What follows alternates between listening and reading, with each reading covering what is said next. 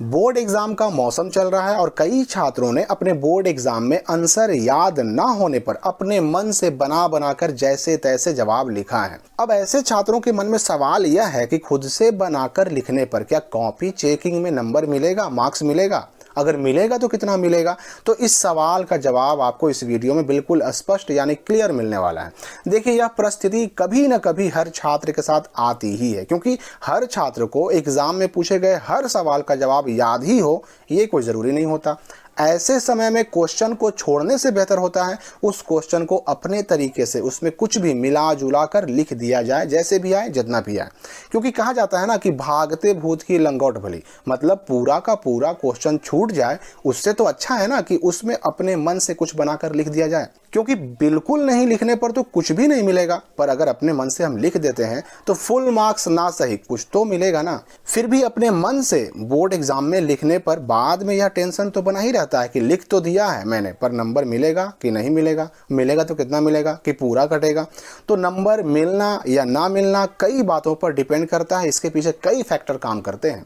जैसे सबसे पहली बात तो ये कि आपके और जो दूसरे जवाब हैं, दूसरे आंसर हैं, वो आपने कैसे लिखे हैं। अगर बाकी सब आंसर आपका सही सही लिखा हुआ है, एक दो क्वेश्चन आपने अपने मन से लिखा है, तो आपको इस एक दो क्वेश्चन का भी पूरा नंबर मिलने की पूरी संभावना है। इसके पीछे कारण क्या है कि एग्जामिनर कॉपी चेक करते समय जब आपकी कॉपी में ज़्यादातर जवाबों को सही पाएगा तो उसके दिमाग में एक धारणा, एक परसेप्शन बन जाएगी कि इस छात्र के बाकी जवाब भी सही होंगे। जब इतना सब सही है तो बाकी जो है वो भी सही ही होगा, और ऐसी स्थिति में आपको खुद से लिखे हुए जवाबों के भी नंबर मिलने के चांसेस बढ़ जाते हैं। इसके पीछे जो दूसरा फैक्टर काम करता है वो है आपकी राइटिंग, क्योंकि यह लगभग हर एग्जामिनर पर काम करता है। राइटिंग सुंदर दिखते ही ऑटोमेटिक छात्र के लिए एक पॉजिटिव धारणा दिमाग में बन जाती है, और इसी पॉजिटिव परसेप्शन की वजह से छात्र को बेहतर नंबर मिलने की संभावना बढ़ जाती है। और सोने पर सुहागा तो तब हो जाता है जब राइटिंग सुंदर होने के साथ साथ आंसर भी साफ सुथरे यानी नीट एंड क्लीन लिखे हुए हों। तो अगर आपकी राइटिंग भी अच्छी है, आपने कई जवाब सही भी लिखा है, सजा करके भी लिखा है, और कॉपी भी आपकी नीट एंड क्लीन है, तो दो तीन जवाब अगर आपने अपनी तरफ से खुद से बना करके भी लिखा है तो उसका भी नंबर आपको मिलने के चांसेस बढ़ जाते हैं, वो भी पूरा का पूरा। और इसमें जो तीसरा फैक्टर काम करता है वो यह है कि आपने जो खुद से आंसर बनाकर लिखा है क्वेश्चन से कितना रिलेटेबल है। मतलब क्वेश्चन में जो पूछा जा रहा है उससे रिलेटेड कुछ बातें आपने अपने जवाब में लिखा है या नहीं लिखा है।